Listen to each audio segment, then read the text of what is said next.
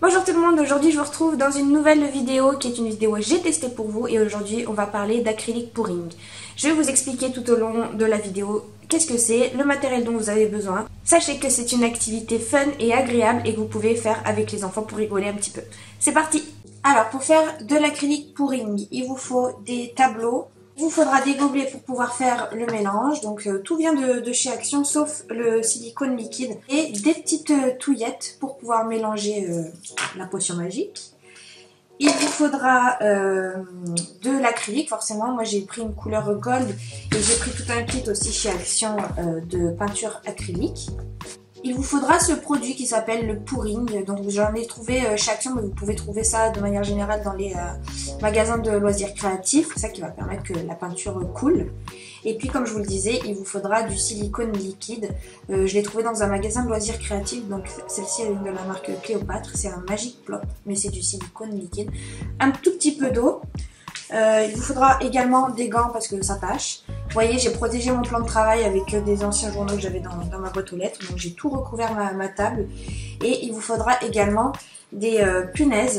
Il vous faudra aussi une espèce de chalumeau. Un chalumeau de cuisine fera très bien l'affaire, je pense, mais moi j'ai pas. Donc je vais utiliser un outil que John a, que mon chéri a. C'est comme un chalumeau mais plus gros quoi. On va tester. Et puis une paille si vous voulez souffler un peu sur la peinture pour faire des effets. Et puis tout autre objet qui vous inspire pour créer un peu votre tableau. Donc la première étape, c'est de venir mettre des punaises sur les quatre coins de votre tableau pour surélever un petit peu le tableau, si ça veut bien rentrer.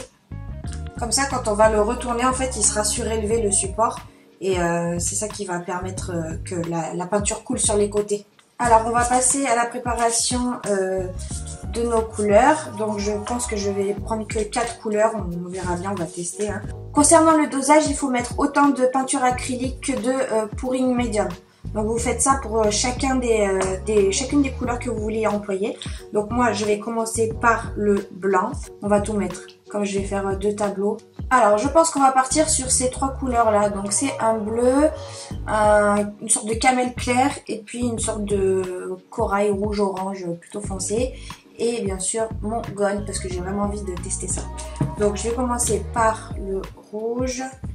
Je vais en mettre dans un des gobelets.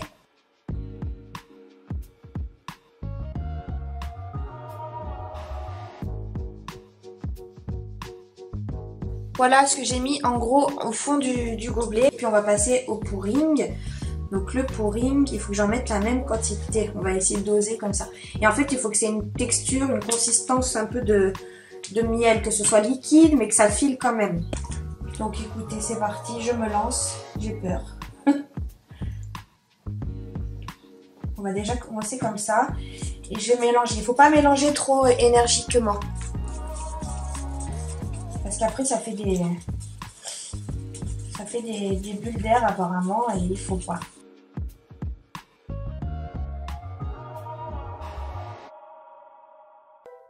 La consistance est bien trop liquide, il faut que je rajoute de la peinture je pense. Hein, parce que sinon ça va pas le faire du tout là.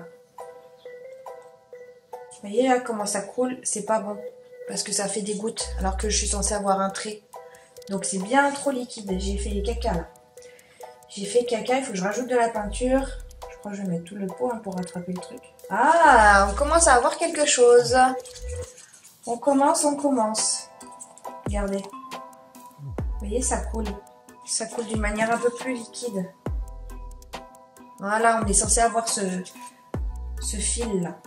Je pense que j'ai dû mettre à peu près la même équivalence de pouring et d'acrylique.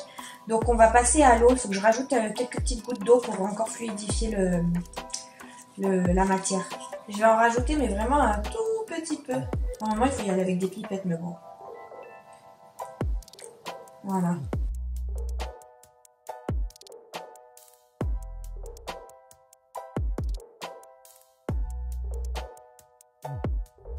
Ça m'a l'air pas trop mal hein.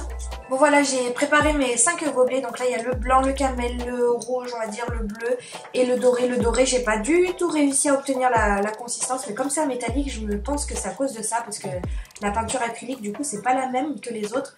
Et j'arrive vraiment pas, j'ai beau rajouter soit du médium, soit de l'acrylique, soit... Bon bref, ça fait pas du tout la texture souhaitée. Je vais rajouter donc le silicone, je vais rajouter 2 gouttes dans chaque gobelet de couleur, mais pas dans le blanc, parce que le blanc ça va être pour mon fond, donc j'en aurai pas forcément besoin. Mais je vais rajouter 2 gouttes ici. 1, 2...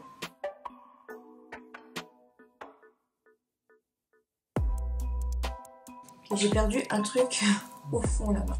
Voilà, on va le mettre là. Le silicone, c'est ce qui va permettre de créer des cellules en fait et avoir des effets trop jolis. Bon voilà, on va laisser reposer 10 minutes.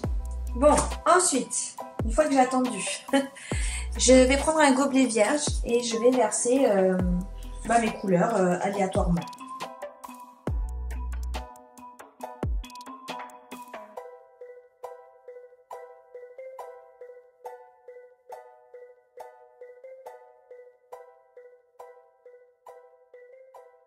Le bleu, il y a un peu des grumeaux, hein. Je crois que c'est pas très bon signe, ça.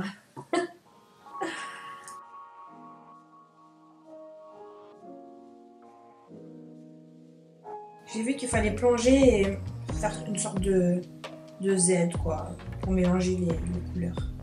Donc, je prends mon support, j'ai mon gobelet.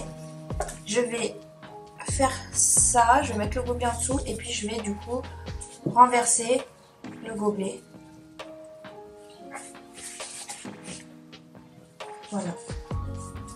Et je vois que ça coule déjà. Je suis censée attendre que toute la peinture s'écoule bien. Donc on va attendre quelques minutes. C'est là que la partie rigolote commence. J'ai perdu le résultat si vous saviez. Donc on va... Ouh! Je m'attendais pas à ça. Je m'attendais pas à toi. Allez, bah c'est parti, hein, on y va. On essaye d'en mettre de partout. Que ça fasse des jolies choses. Et il faut pas avoir peur de se salir les mains.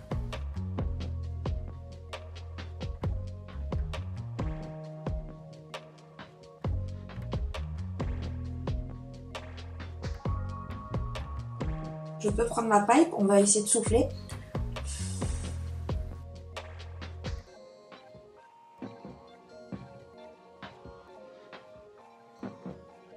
On va tester la technique du chalumeau là.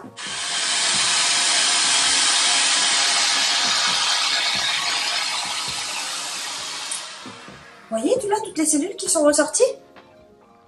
C'est trop joli.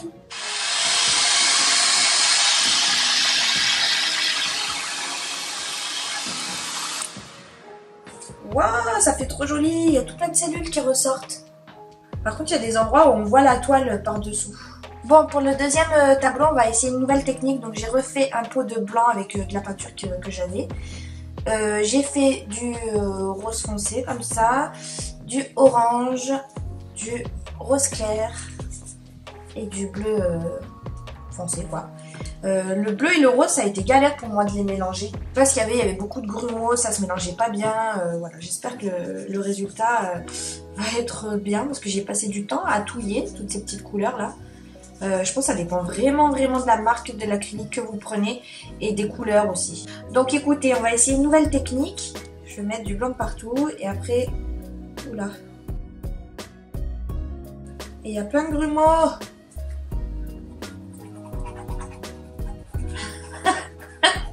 La fille elle essaie de rattraper en mélangeant au-dessus de son tableau. Incroyable mais vrai. Je sais pas pourquoi ça me fait ça. La peinture elle se mange bien. Pourtant je l'avais bien touillée. Mais vous voyez, n'hésitez pas à retouiller avant de mettre. Bon bref. On va essayer d'en mettre comme ça. Ah, j'ai oublié de mettre mes gants. Ah, je suis débile.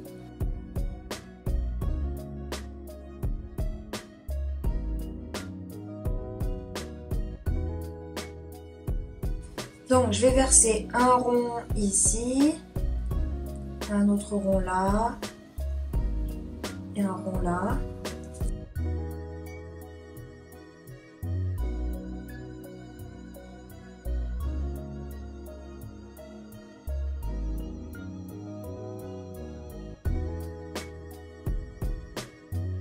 Et puis là, je vais utiliser mon sèche-cheveux.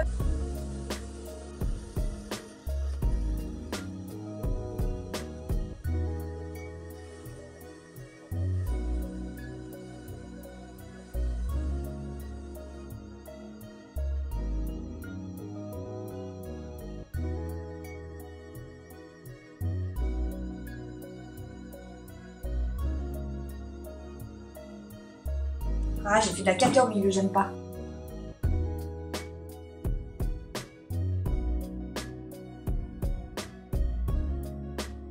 Bon bah voilà, il me plaît plutôt bien comme ça.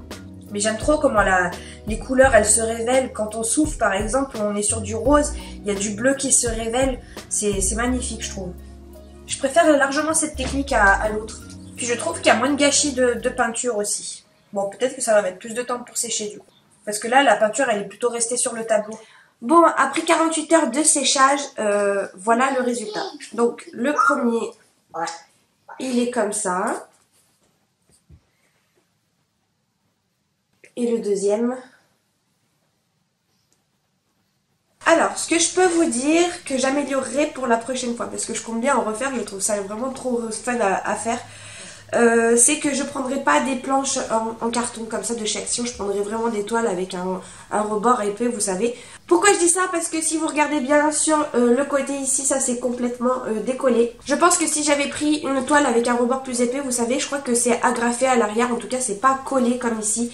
Et là, le fait qu'il y ait de la peinture, beaucoup de peinture, beaucoup d'eau, etc., ça a décollé un peu la toile ici. Bon, après c'est pas très grave, c'est un premier jet, mais voilà, c'est une des choses que je changerai.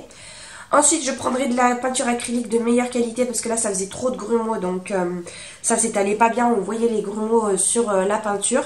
Le support aussi sur lequel je l'ai mis parce que là, j'ai mis des punaises aux quatre coins. Et en fait, je les ai mis après sur un plat de cuisine avec des journaux pour éviter que ça coule. Sauf que je sais pas si vous allez voir, mais regardez.